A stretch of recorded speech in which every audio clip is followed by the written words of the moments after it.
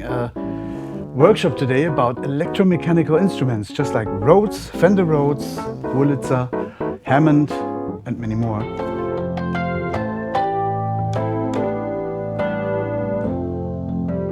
That's the pedal. Also when I play it, like in a piano, here the hammer comes up. And I want to show you first here, maybe you can see it. Play a little bit so that you get an impression of the difference and the width of how it is with a real amp.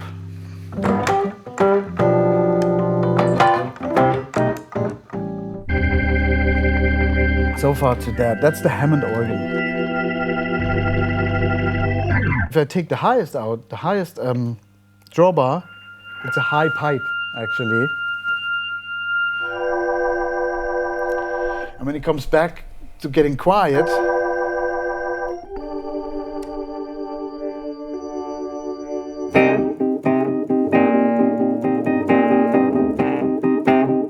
and have a little bit this organic substance to it, even if it's quiet.